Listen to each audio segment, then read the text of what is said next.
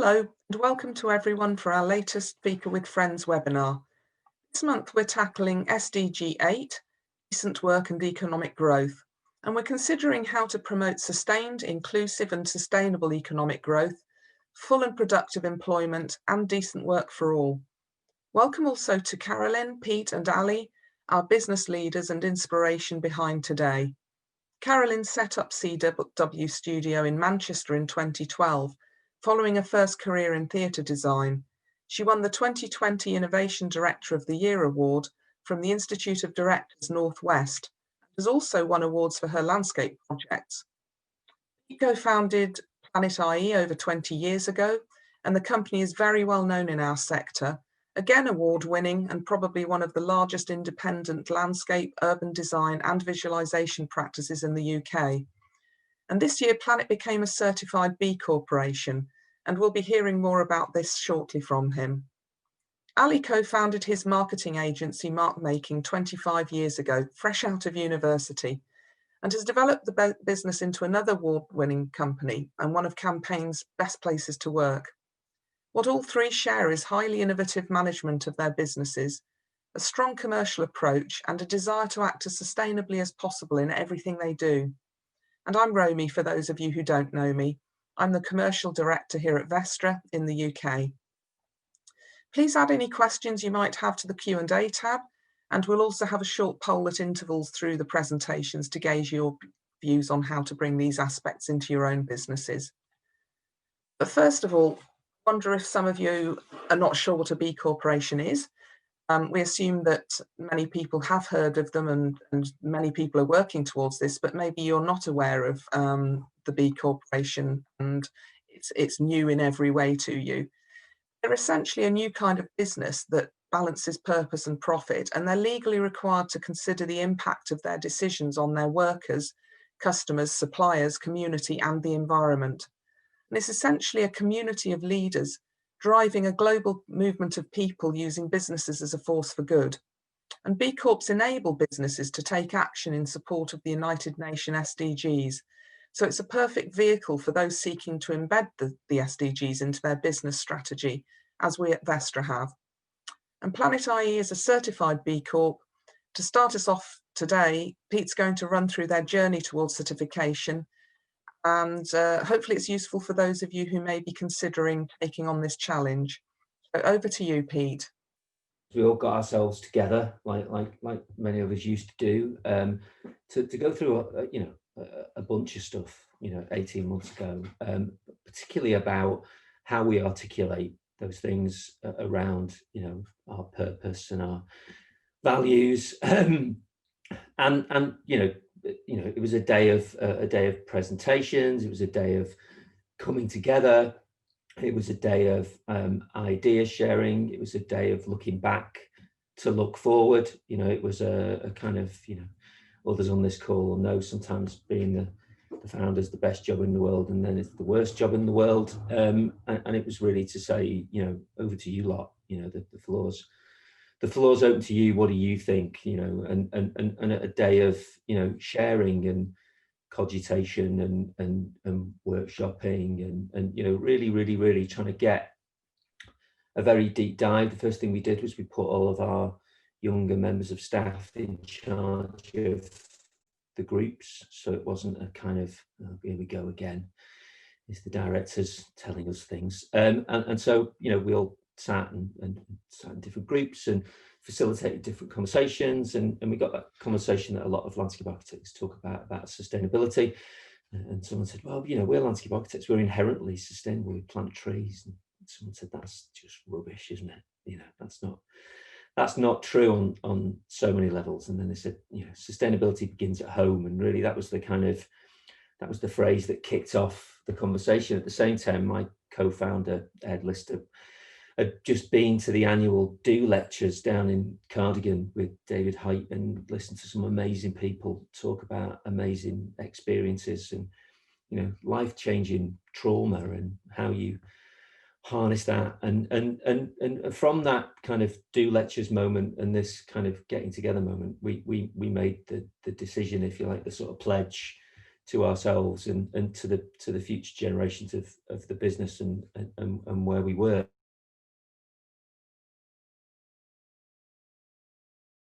So, as Romy quite eloquently said, you know, the journey then into B Corp began there, and it's been an enjoyable, relentless, difficult, rewarding process over the last 18 months. As Romy said, B Corp is a movement. It's not a certification. I think I said when we were prepping for today, you know, it's not investors with people for millennials. It's investors in people. It's a continuous improvement program, if you like, but it's also a way to frame every single thing that you do, from where you buy your toilet paper to which clients you work for, and for all the right reasons. And actually to talk, you know, as we found certainly from a lot of our younger staff, to talk about this idea of profit and purpose, and the fact that you can't have one without the other, and really, you know, bust a few myths, get rid of a few you know, taboos, but also then start to embrace things that we didn't realize we weren't very good at. And the B Corp process, if you like, you know, is the deepest dive as a business you're ever likely to go on. So that's the spread of B Corp businesses currently across the UK. There are about 3,500 B Corp businesses across the globe. They're ranging in size from, you know, what really is the kind of personification of the B Corp movement in Patagonia. You know, anybody wants to feel good about the world and their purpose, read Patagonia's founder's book. It's incredible. But then other things that we look at day to day, things we don't realize, you know, Innocent, or you know, parts of the big Danone empire, or down to small things. You know, I've got a great tea drinker in my house who loves brew tea, who are a B Corp certified business. But then, you know, the likes of good old Jamie Oliver, you know, second greatest selling author in UK history, has become a B Corp. Riverford Organics, those kind of people, you know. But again, you know, this is a relentless process. So as we'll go on, you know, this looks at how the business deals with 6 or 5 key areas. You know, our governance, how we work with and how we treat our team members, and how we contribute to the communities in which we work, how we deal with environmental stewardship, and fundamentally as well, how we work with our customers. And look, you know, a lot of B Corps make stuff. You know, we don't make stuff directly. We kind of make stuff kind of vicariously, or we're a step in the process. But you know, we really went deep. We looked at all those things, you know, from a point of view of a landscape architect, designer, and architect and engineer.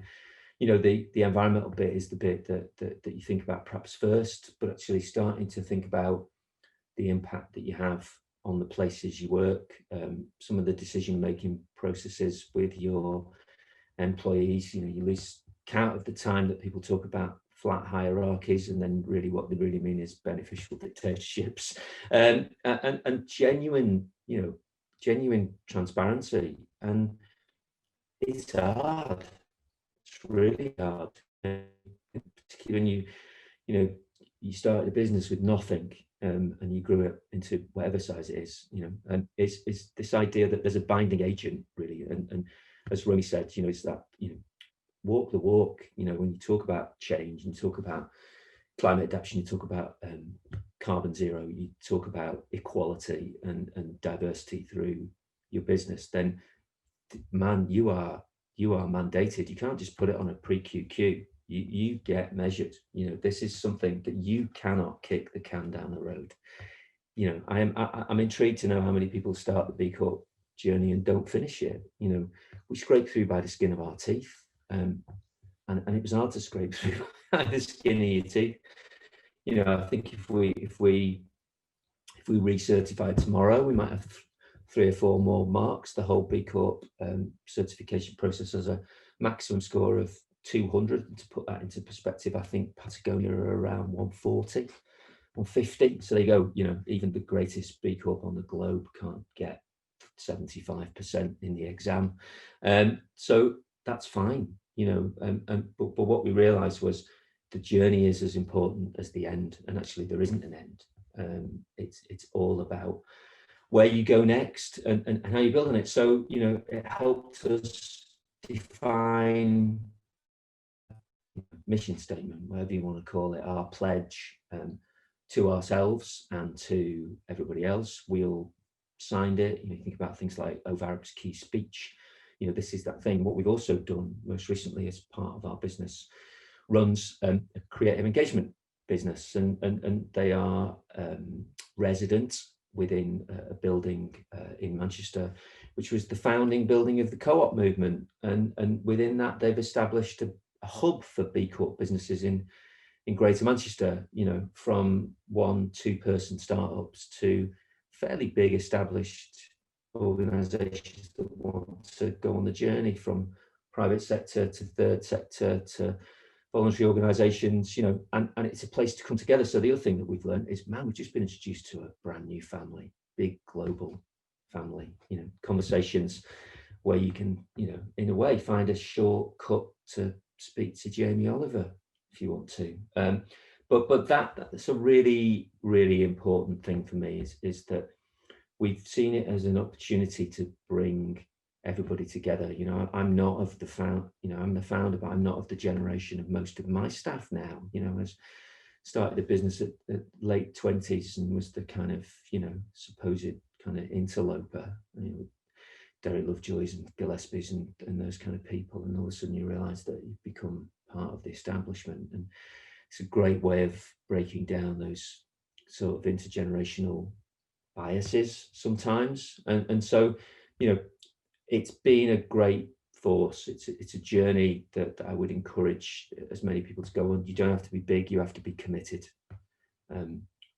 Along the way, I think some of us have thought we should have been committed, but it's been incredible. It's allowed us a way to speak to our team with a unified purpose and with our clients that we've never been able to do before. And look, because of we are a multifaceted profession. You know, we try and do the elevator pitch and we fail because people realize now just how much we do as landscape architects in particular, and how important, if you like, our place in the sort of built environment food chain is. You know, that reset button was pressed really, really hard on the 1st of March, wasn't it? And so, you know, it'll carry on going forward. And so, as I started, you know, this is quite apposite, but it's not done for that reason. It's not a business development exercise. It's not a mutual back patting exercise. It's none of those things. It's not a QMS certification. It's not a BREEAM. It's none of those things. It's a way of looking at the world and your place in it, basically. And that's it. Thank you. Thank you, Pete. That's really interesting. I know many people who joined us, and we've managed to pick up, I think, hopefully a good deal more now. We're really interested in hearing more about the B Corp side of things. So I'm sure they'll have found that useful and maybe have some questions for you. I'm just going to share my screen again, and then I've got a poll which I'll just pop up quickly about this to see if we can gauge some of your sort of views on everything. Oh, actually, hang on a second, and I'll just do that in a sec. Right.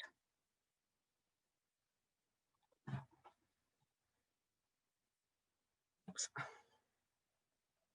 Maybe need to just stop sharing a second. I'll do this poll now. So if you could fill these in, that would be really helpful. The first question here is multiple choice, so do fill in any of the ones that apply to you, and we can take a look at that in a moment. So if you're able to do them fairly quickly, that would be great. Hopefully you should be able to see that now. So I know for some of you, you may not have even heard of a B Corporation before, or some of you may be feeling that you're pretty much ready to apply and try and get certified. And are you actually thinking of that right now? as Pete said, there's an awful lot of work to do to get yourself to that particular place. So it will be really interesting to hear from you to see how many are on that journey already. So you can't see what I'm seeing, but it's fairly 50-50 at the moment in terms of who's heard of it. And I think a lot of people feel that they would already be pretty aligned. So I'll just give you a couple of seconds. That's nearly all of you voted. Thank you. Anybody else? Okay, I think we've got all of you now, so I'll end that and share it. So actually, quite a few people haven't heard of it before, so this is all completely new to you. So I hope it will be helpful and a good introduction. And maybe some of you are starting to think about certification, but actually they seem to be sort of in the minority. Although I think I'm not surprised that a lot of you feel your values are already pretty aligned. I think as landscape architects, we often do feel that. So I'll stop sharing that now. Thank you. And we'll move on. So I'm just going to ask a few questions of everybody else now to see if we can involve other people. And first one, really, I wanted to talk about workers, as we've heard 5 categories that we need to focus on are, our workers. And we've heard that everybody is legally required to consider workers in everything that they do. And I wanted to speak to you, Ali, really. I know it's quite difficult, this subject, but one of the reasons that I first approached you and first got in touch was a post that I saw made on LinkedIn about your business and having to make many of your colleagues redundant because of the COVID-19 crisis. And it was a really honest post, and one that I'm sure you thought long and hard about, and one that I think, as Pete said, the sort of old-fashioned way of leadership would probably be not to do that. So I wondered if you could give us some of your reasons for actually putting that on and stating your thoughts so publicly.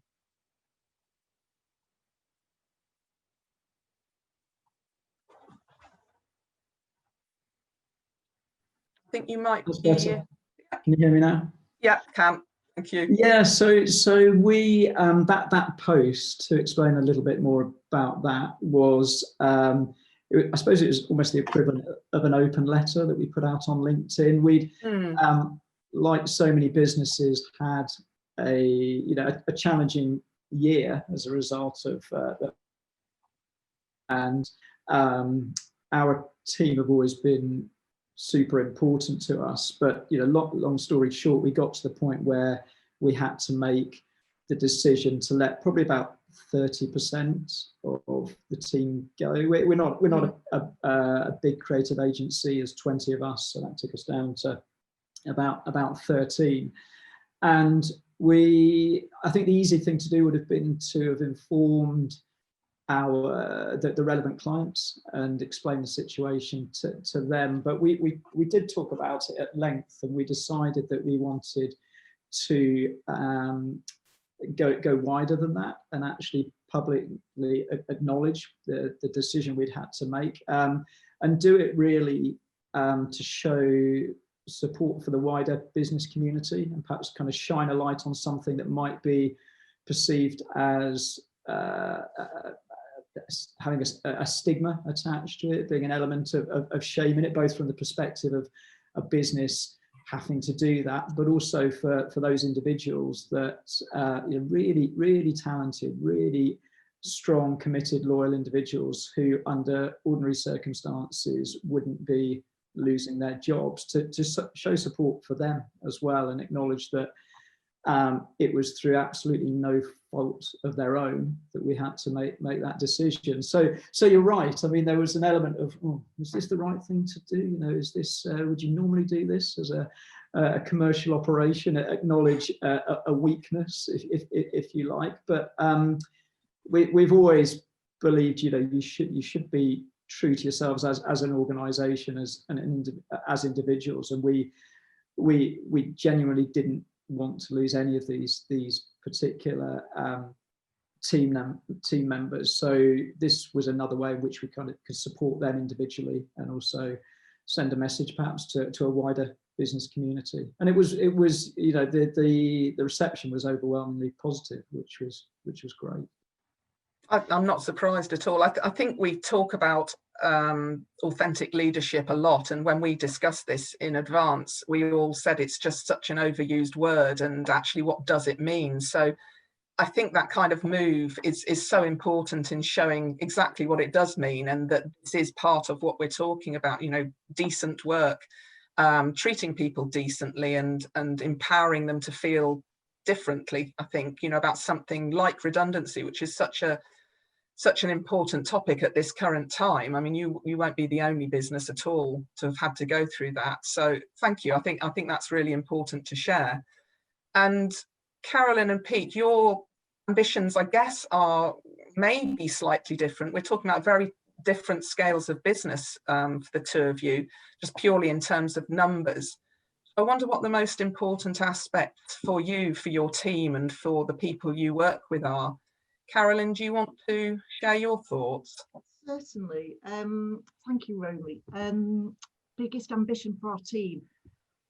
So I've been thinking about this since we chatted last, and I think my biggest ambition for our team is for us to be happy, because I think if we're a happy team and we work well together, then that feeds into what we believe in, it feeds into our purpose, it changes the way we do things, we can grow a company with pride. But how you make a happy team is an ongoing experiment.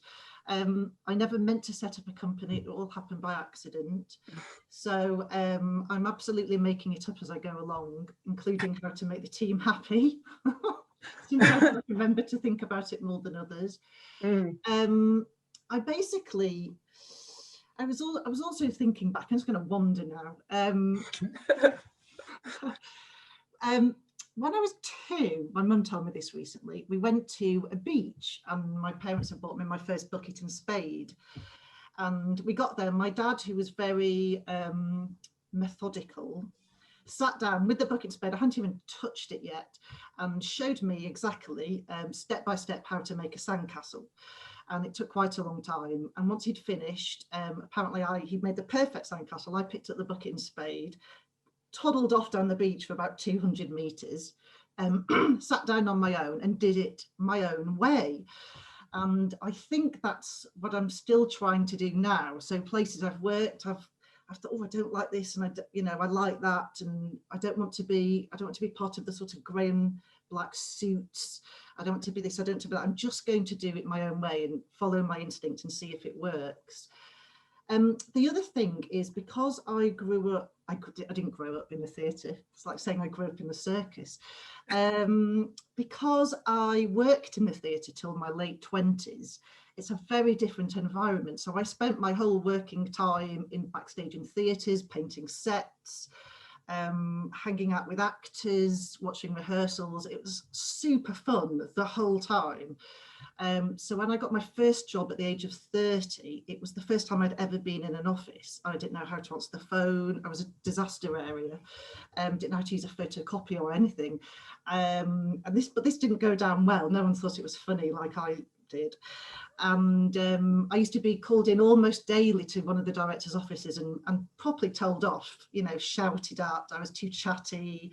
I was behaving like a student, all these things that I was terrible for and doing wrong. And but now I value all those things. So I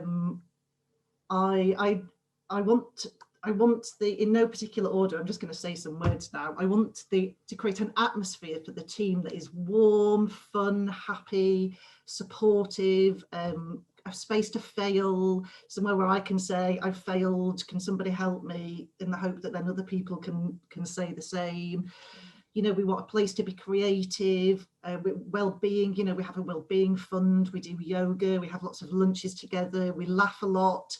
And basically behave like students, because I want it to be a place of joy. So then if we have joy while we're working, we can put joy into our designs.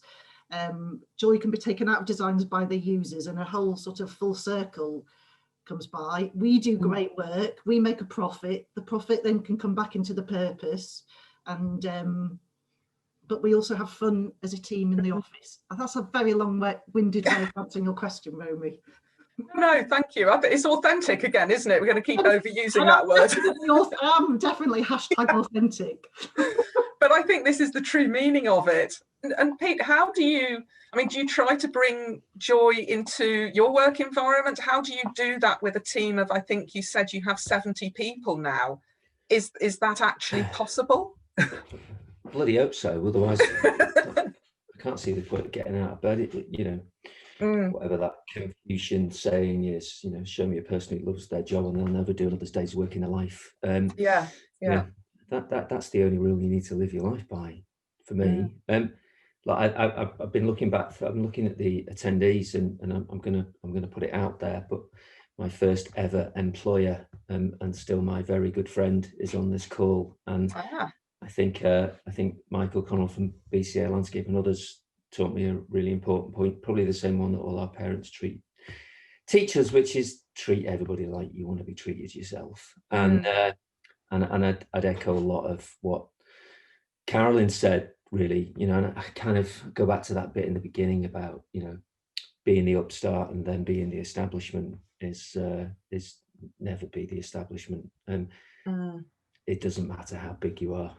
It's irrelevant. It's irrelevant. Look, I started the practice with 2 other people in a loft, and it was supposed to start with 2 of us, but I turned up with the 3rd one because neither of us were very good at CAD. So so that person grew our visualization business into an incredible sort of leg of our stool, if you like. And from that point, we've always done the same thing, which is we've just gone and found really ace people. It's nothing to do with size. We don't have a business plan. It's absolutely pointless. We've got, I think now, a much better defined purpose, a much better defined journey. I think the right people are on the bus. But you know what? If someone stops the bus that I'm not expecting, it doesn't mean they can't get on. And genuinely, we're a kind of aggregation of loads of people who are better than I am, and that's a really really important thing for me. And so when you say, well, what's the biggest ambition? I think that it revolves around that idea that through this lens of B Corp in particular, but on many other levels, if they all got stopped in the street, they'd all say the same thing, or they'd all mean the same thing. That the reason, they'd be able to explain. At the moment, we're going through that kind of phase where it's transitioning from being the director's idea to being everybody's quest. Like lots of things, really. So, I think, it started with my mum and dad and Michael Connell. I think, as I said to you in the build-up for today, the first people that I rang when we got our B Corp certification was my mum and dad. Because I think it's that kind of moment when you realise your investment in your children comes good. And it doesn't matter whether there's 7 or 70 of you, or 3 of you, or 1 of you. The thing about the B Corp hub in the Old Bank is, man, it's an accelerator for startups that are united by a common purpose. It also doesn't matter where you came from. There's no privilege in this. This is genuinely one of those things that could be, as inclusive as everything else says it is. Yeah, that's important. That's good to hear. I think these words that we're using are really clear and really important. I think we seem to be talking about empowerment, not engagement. We've moved on from that, and purpose, not plans. And I think those words are very important in all of this. Thank you. I think before we move on to the next sector, we'll just run another quick poll and see what you think about this next stage. There's a couple of questions here, but hopefully not too challenging. So firstly, do you feel personally engaged or empowered in your current role? And ideally, to have as few people sitting on the fence as possible would be great. And is your work what you, envisaged when you first trained or qualified? I think what we've talked about, people moving along and not necessarily doing what they thought they were going to be doing. So we just thought it would be interesting to see how you feel currently about what you do. So we're getting some great results. We're about halfway through you. If you can keep going with the answers, that would be great. A few more. A few seconds. I'm trying not to make us run over too far. I apologise because of the very tricky start. We're probably going to run over a little bit, but I know people are very busy and I don't want to do that. Okay, closing in a second. Anybody else going to complete this? Okay, thank you. We've got nearly all of you captured there. Really good, actually. The vast majority of you do feel engaged and empowered. I don't know if that's a surprise. It shouldn't be, but yeah, that's good to hear anyway. But yeah, the amount of people who actually change what they're doing, then that's pretty clear. And I don't think that comes as a surprise. I think, you know, that is what's happening. People are sort of shifting things very rapidly in today's world. So sometimes you find yourself not quite where you thought you would. Thank you for that. So we'll move on to our next key aspect, which is suppliers. And my slide's not moving on.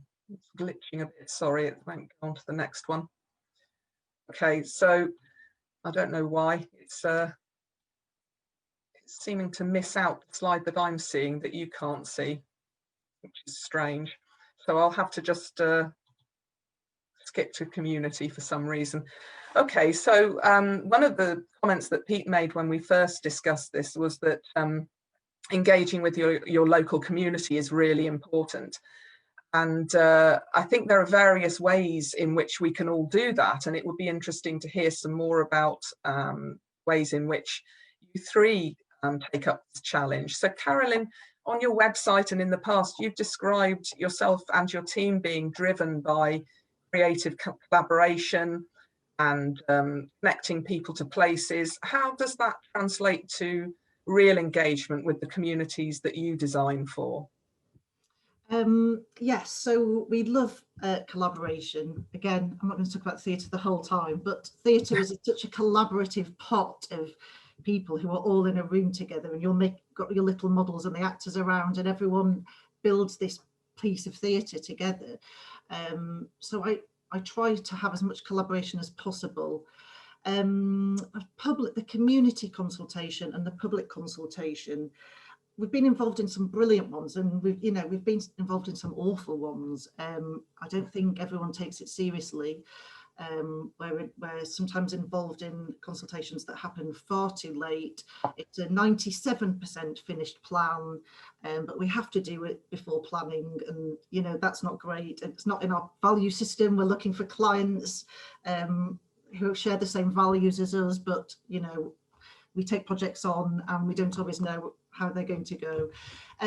But quickly, if I tell you about, maybe if I can tell you about two collaborations. We designed a mixed use scheme in Bolton recently called Church Wharf, and it was full of amazing history. And when we did the public consultation, it was 3 days and it was packed, and it was quite far down the line. And we didn't get much space on the boards, you know, landscape. So we decided to print out our own, you know, our landscape design document and set up on a little table to the side, because obviously, you know, the boards were all about the buildings. So and our little table, our little corner was so popular because people want to know what it's going to look like, and they don't mean what's the cladding going to look like, they mean what's the space going to look like. And also we've done so much historic research, we had so many old maps in our document that the sort of older people were coming and telling us the most amazing stories about the history of the place, and their granddad had lived here and this and that and the other, and what professions they'd all had, and names of streets that weren't even on any historic maps. And we took all that information to turn into artwork. We named some of the areas of the master plan after some of these places. So that was really lovely. And it showed me how important, obviously, I wouldn't forget, but you know, landscape is so important in those consultations and engaging with people. I'll only talk about that one because Okay, thank you. No, thank you. No, but that was important. That's a really good example. But I feel like we should do way, way, way more. I'd love to consult Yeah. before a pen has hit a page to see what the community actually wants and needs, not what we all think it needs with our backgrounds and our biases and all that kind of thing. You know, I think there should be a bench here because that's where I would sit. What about everybody else? I think that comes back to inclusion, doesn't it? Pete's comments earlier, actually, you know, and that's a whole other topic. No, thank you, Carolyn. And Ali, you have very clear statements on your website about your project pledge, which is really, I guess, how you engage with your local community and show that purpose that we've talked about. Would you just describe some of the projects you do locally? Yeah, I'm worried that you've been looking at the website. I'm not sure how much of that is in date, but oh well. So when so you mentioned in the intro that set up straight out of university. So that was myself and a fellow marketing and visual arts grad, Steve Turner, and we set up really to start up a graphic design house. That was primarily the focus. That was our skill set. We had zero commercial nous and bank balances to match, but we thought we'd just go for it. And over the years, that's evolved. And now I think we position ourselves slightly broader than that. We're a brand strategy and creative agency, but our purpose hasn't really changed. We're called Mark Making, and our purpose has always been to help others make their mark. And what we found over the course of, I guess, our journey is that's proven to be more helpful as a central idea than we probably ever anticipated. Originally, it was about, obviously, our clients. How do we help them make their mark? Then very quickly, as we grew and we had our own employees, it became about how do we help those employees make their mark, which is back to the original question you asked me previously, is why we felt we had to, when we had to let key people go, that we should be helping them even then as much as we could.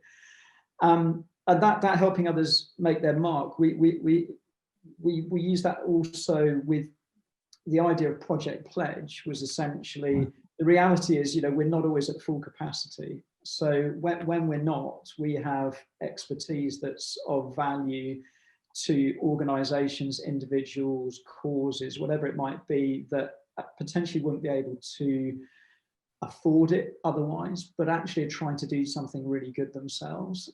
So the essence of Project Pledge was born in about 2013. We were having an internal discussion of what was more valuable, time or money. And actually wasn't much of a debate really, because the overwhelming consensus was that it was time. So we made that the focus of Project Pledge, and it was a way of packaging the giving of our time to make a difference elsewhere. And to the community point, it's literally thousands of hours that we've I guess given of time, and predominantly that focus has been on local organisations in the community that we could see would value and benefit from our expertise. And I can tell you about those, but I'm also conscious about time, but of how much time we have now and the value of that. But so tell me to stop. But essentially that's how we do it. So there's local theatre. There's a local attraction. It's an outdoor play area, but it's geared entirely towards first and foremost children with any type of disability. But it's actually open to anybody as well. But it's an amazing concept that the founder has put a lot of effort in. So he had a very clear sense of purpose. What we've tried to do is help him bring that to life in a way that perhaps he wouldn't have been able to without professional support. No, thank you. Everybody should have a look at the three of yours websites, because I know there's so much more information on everything that we're talking about. And Pete, you've been very clear about through the B Corp process, looking at how you engage locally, whether that's local procurement or local projects. Can you describe why you feel, I mean, obviously you do, and you've been needing to look at it more closely because of B Corp, but why you think thinking and acting locally is so important for you? I think if you ignore your community, either the one that you work, in, or the ones you work with, then everybody ends up worse off, don't they? I think from our point of view, and I think this is important if we're talking about it in the sort of B Corp lens, about about how you measure and frame those things, and about how you hold yourself to account for them. So lots of people who say we do good things, and there's lots of times that every single pre-QQ has got a social value question about it, and you realize actually that the world's changed, and that to really genuinely respond to those questions with depth and honesty, you have to walk the walk, and I think that that started way before our B Corp journey. We bought a derelict building in Altrincham when it was on its arse, and now it's the greatest place in the country to live. That is definitely not down to us, by the way. But in the same vein, it's not just down to Altrincham Market. What it's down to is the power of harnessing that embedded community. So we did a pro bono piece of work when no one could afford a master plan during the last recession, to say, what about this? Which was commensurate with conversation with people like Dave Roberts from Igloo, who also ran the Altrincham Film Club, and with Nick Johnson when he was still at Urban Splash. And do you know what it was like? It was like rocket fuel. It's like we'll make it up and we'll set it on its way. We used our studio to be the place where the people who were writing the neighbourhood plan met, because they all fell out with each other. So it was like, do you know what? Let's give you some common ground. And so that common ground has continued. As you know, we're making a studio in the Cotswolds, not because we've got this kind of plan for geographic growth, but because we helped to make a project around a plan, and there was a bit of it someone didn't want. And from that, we created a purpose-driven resolution, first and foremost for the people who are going to live between these two communities. We all know, anybody who's involved in residential work, that trying to bring forward housing is often like trying to bring forward nuclear power plants. No one wants it. It's like, well, why? So being the bridge, making something that operates for the community, and then finally, really, I guess my colleagues at Standard Practice, we started working together on the Co-op and Hermes's NOMA project, and kind of our eyes met across a table because somebody bright had brought some people in who were younger and brighter than us, and one was a ceramicist, and the other one was a creative project manager, and one was a writer, and we became really good friends, and we made a project called the Pilcrow that was a pub built by the community for the community within a square we'd made. So it was an amazing piece of work. It ended up in wallpaper. It ended up on the front page of EasyJet's magazine. But then these guys came to talk to us 18 months ago and said, we don't really know what to do next, and we've lost our way a bit. And we started doing some mentoring work, and then realized actually that they should just come and work with us. We again, back to that first point, we didn't have a plan. They're working on the amazing Mayfield project in Manchester for you and I. Our ex-colleague who now runs the landscape team in Studio East is architect. We are not the landscape architects, but our team has been able to work with them to build massive indoor temporary BMX course, and work with all the kids from the local schools to build the play areas. So it's that thing about, don't just talk about it, do it, and evidence it, and do you know what, you'll get the endorphins and all those other feel good hormones running through, but you're not doing it for that. That's an unintended consequence. Yeah. No, that makes a lot of sense. I think actually with just what you've been speaking about, that aspect of community, I'll just ask a question. Christine Murray has raised one. She says diversity and inclusion are big issues in the industry. Is B Corp helping you increase your male-female BAME balance and at a senior level through to recruiting? Massive. And if so, when do you see change being visible? I think change will be visible within the next 6 to 9 months. But I think it begins before that even, you know. I mean, look, we all know, anybody who knows anything about B Corp will know that they've been very, very vocal and very visible through all of those Black Lives Matter campaign and everything else around it. And actually they've given us a frame to be able to have some difficult conversations that we wouldn't have known how to frame before. In fact, we'd have looked just a bit lost, a bit like, you know, the dad that tries to get into the same tunes that the kids are into. You know, it's kind of like, don't do it for that reason.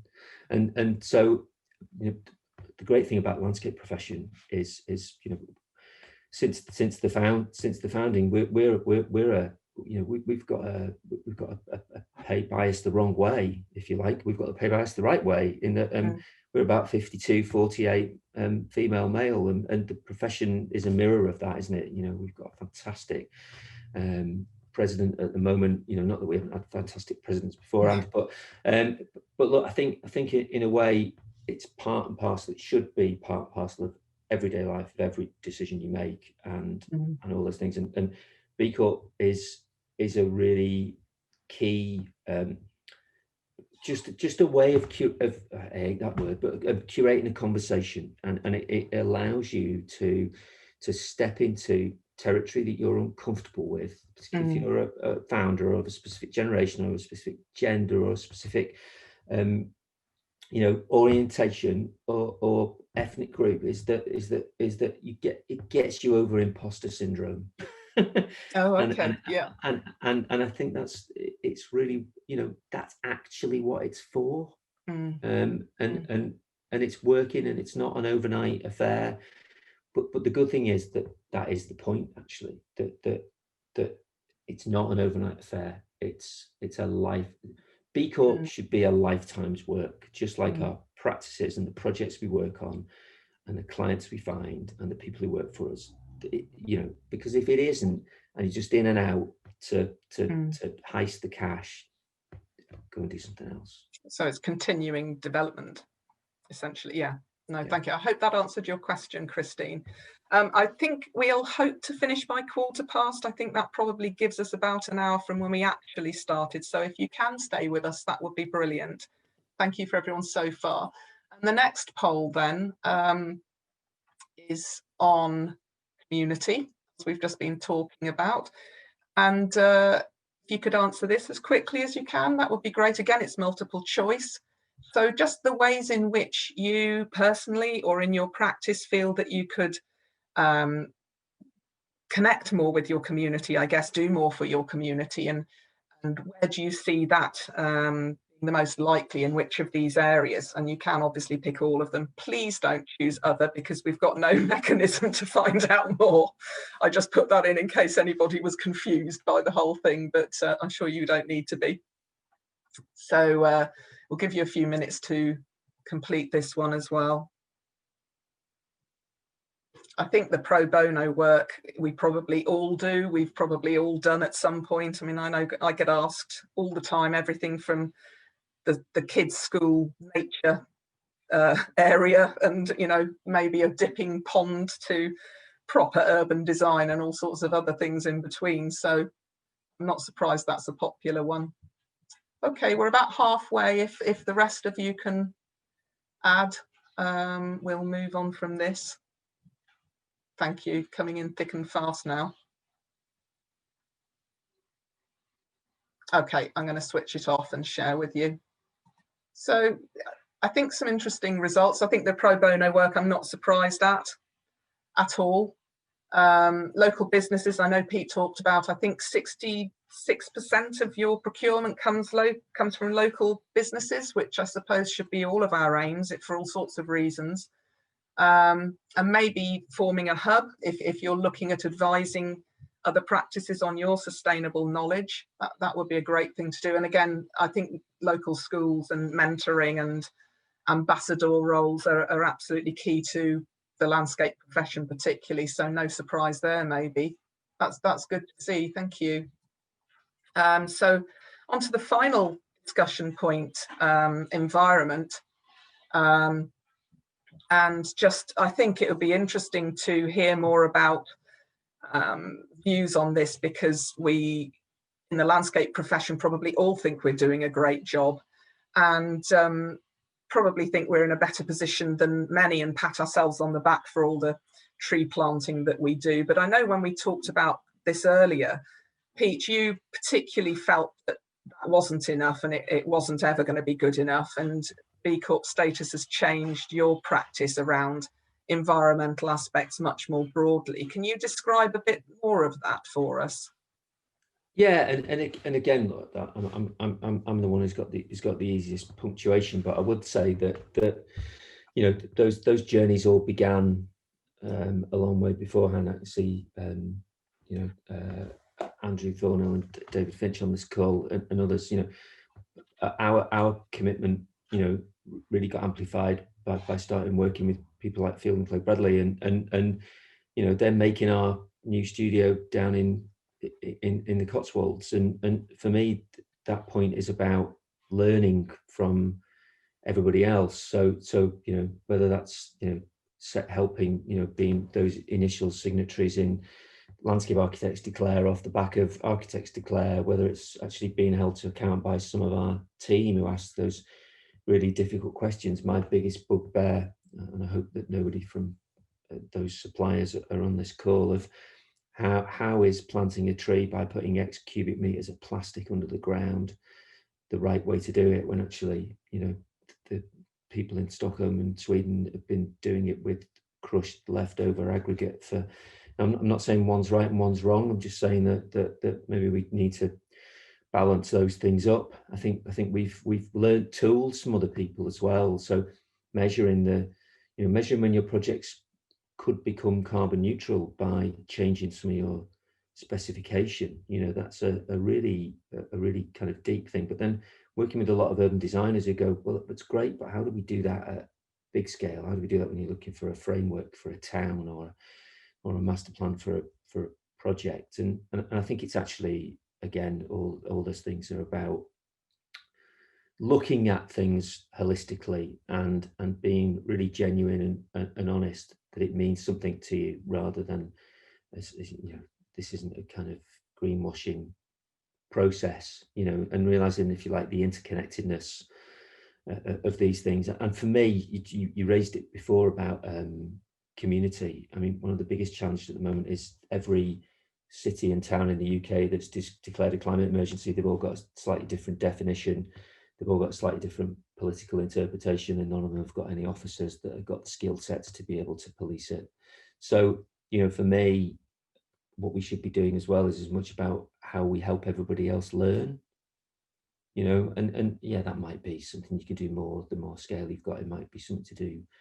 You can do more because you're just better at it. You know, we are not a Field and Clay Bradley. We're not an archetype. We're not a, you know, we're not a business that was grounded and built around zero carbon passive house technologies. But that doesn't mean we can't change to get nearer to them. Yeah, no, I think that's a very good point. Thank you. Carolyn, how do you see your approach to specification shifting over the last, say, 5 years in terms of sustainability and practice element? Well, it's definitely become far more important to us, and we're spending a lot more time learning about it. I do feel so we're trying to be much more rigorous about it. I do sometimes feel like the more we learn and the more we understand, the harder it is to make a decision, because it, you know, we're looking at materials and, you know, is it a natural resource? Was it, you know, was it responsibly sourced? Does it come in modular parts that makes transport and replacement more efficient? How robust is it? What's the life cycle? Is there an afterlife cycle? Is it a part of a sort of circularity? It's recycled and then it's recycled again at the end. what's the embodied carbon, all those things. And we can learn, say we were specifying a bench, so the 4 suppliers might tell us tick different boxes on that list, but how do we know which is the best? If anyone's got a spreadsheet that puts everything together, including carbon profiling, that would be brilliant. But we're trying, and we're working a lot with suppliers that we trust now, which is important. So we specify, at sort of like Pete was saying, at the master planning or design guide level, we're trying to get specifications in there so that when it comes down to detail design, a quantity surveyor doesn't suddenly say, oh, you didn't say it had to be this, or this, this, which is, more expensive because it's more sustainable. So we try and get it in at the beginning, then it's detail design. But also, I think more recently, and probably triggered a lot by us starting the B Corp journey, is looking at specifying within our office, within our studio, within our team. So who supplies our energy? How is our recycling? We work in a co-working space. There's recycling, brilliant. Never asked any questions about that before now. Where does it go? How is it sorted? Who's our energy supplier? All those kind of things. Where do we buy stuff from? I bought an emergency printer cartridge last week from Amazon that came the same day and in somebody's car because I wasn't stocked up in advance, and how does that fit into our beliefs and values? So I feel like it's an enormous learning experience, and we're talking to suppliers a lot, really, so we can do our best and understand as much as possible.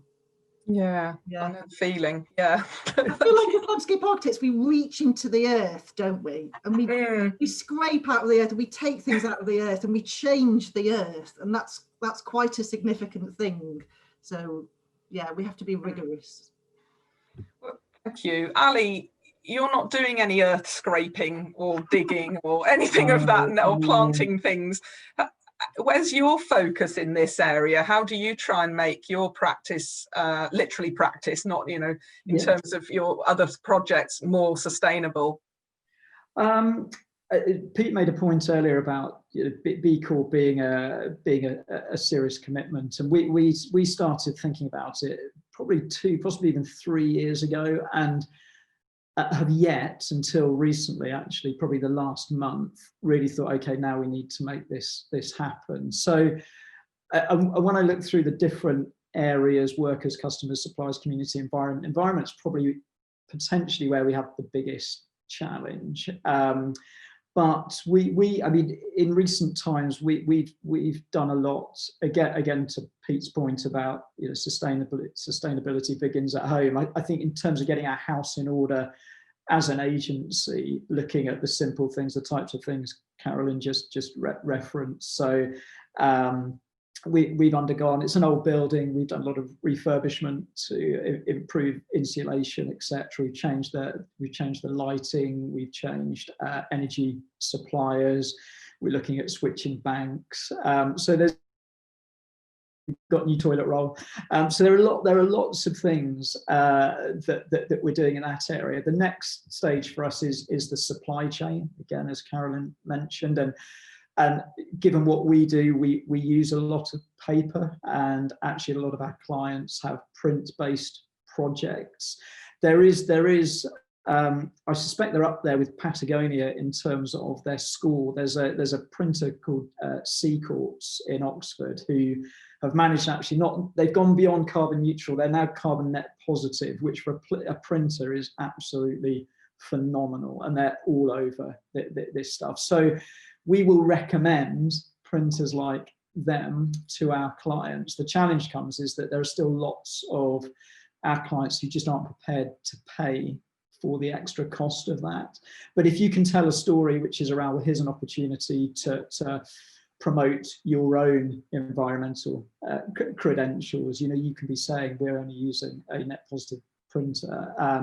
And so there's a mindset shift, which is why I think the way Pete's been talking about it, there is there's a kind of osmotic effect to all of this. There's a knock-on to your sphere of influence. If we start being firmer about which printers we will and won't use, those other printers will have to up their game. So there's getting our own house in order. There's our supply chain, and then for us, it's about who we work with as clients. And we've generally been quite broad. We've again, in recent times, we're focusing on more what we call pioneering B2B organizations, and sometimes we'll describe them as the bold, the brave, and the purposeful. And by kind of that description suggests that these tend to be organizations that have ESG, environmental, social and governance aspects within their DNA already. So we can't change it overnight who we work with, but I guess that purpose of helping others make their mark is moving much more to the types of organisations that are very into making change, making positive change in this sort of way, and that that includes obviously their environmental impact. So they're the kind of three ways, I guess, that we're doing it in the absence of being able to plant more trees. Although I suppose we could. Yeah, another project pledge. Thank you. Yeah, well, we'll just have the last poll now for this section. So, sorry, I don't want that. If you can answer the final one on environment, it's a very easy one, hopefully, and it's really about this sort of practice and project approach, probably for the landscape architects, particularly out there. How do you feel you can make the most difference, and what do you feel is the most important aspect for focus? It'll be interesting, I think, to see what people believe about that. And but this is our last actual discussion slide, so I've got just a couple of finishing off ones to do, so we will be finished fairly soon. And thank you again for holding on. So we've got about halfway through. I think if the rest of you are able to finalise that, it would be good. And we seem to have a clear leader. Nearly there. Okay, got nearly all of you. I think we'll end that now. So pretty balanced, which I guess is a good thing. I think, we've all talked about this holistic approach and so many things to look at. I think you have to have that balance. If you start overly focusing on one area, then it could well all go horribly wrong in another. So I guess that is probably the approach we all want to see. Thank you for doing those. I think it's really interesting. We're starting to write results of these sessions up, and we'll share all of the information that comes from these polls that we carry out. So just a quick roundup and bring the session to a close. Just a couple of minutes left now. Thank you to the three of you, Carolyn, Ali and Pete. Thank you so much for your thoughts and contributions. It's been a really interesting, useful discussion, I think, and I hope you agree that it's pressing topics that we've been talking about today that we all need to really start taking very seriously. As a business owner or an employee, I think it cuts across all businesses potentially, and it seems we really need to make these changes to transform our sector. They're so relevant to us as landscape professionals. So thank you again. I hope your coffee's not too cold. Peter, you're swigging away. So if you'd like to hear more on these subjects, we also talk about these sorts of topics in our monthly newsletter. If you haven't signed up already, please do. You can on our About page on the website. And recent topics on our newsletters have been using design as a tool for change, anti-hostile design, inclusive public spaces, for instance. And these discussions will be starting to feature more and more in future. And our social media also covers many of these, Instagram in particular. So if you're not signed up there, then please do again. We have a few more Fikas planned next month, just in time for Christmas. We have Jane Findlay, Marie Burns and Christopher Arthey speaking on sustainable cities communities, that's SDG 11. And they'll be talking about equitable landscapes, so hopefully again of interest to many of you. Please, do join us if you're able to, and then we've got new ones coming in the new year to carry on the conversations. And don't forget, many of these webinars count towards your CPD, so do log them. And several are directly relevant to the 5 hours that we now have to commit to each year on the climate emergency if you're a Landscape Institute member. So don't forget that there's a dual purpose in these. And please do get in touch if you have any ideas about how to improve these other than starting on time and not sending out incorrect links. There'll be a short survey at the end of this, which we'd be really grateful if you'd fill in. We're coming up to 6 months now, and we'd really like to just make improvements to anything that needs improving, and you know, follow up on those if anybody has any particular ideas. We've also got formal Vestra CPDs available that delve deeper into many of these topics. So please do let us know if there's anything there that you're interested in. And I'm speaking on the Nordic Life in Urban Spaces one for a Landscape Institute CPD next Tuesday at 11. You can register for that on the LI website. So thank you again to everybody who's joined us, and the three of you, Carolyn, Ali, Pete. Thank you. Thanks very much for your time and incredibly fascinating thoughts on everything today. And also my colleagues, Matt and Jack, who are hidden in the background, helping with all of the functioning. So have a great weekend. Go Helg in Norwegian. And we hope we'll see you again very soon. Okay, bye for now. Thank you. Yes. Bye. Bye. Bye. Thank you.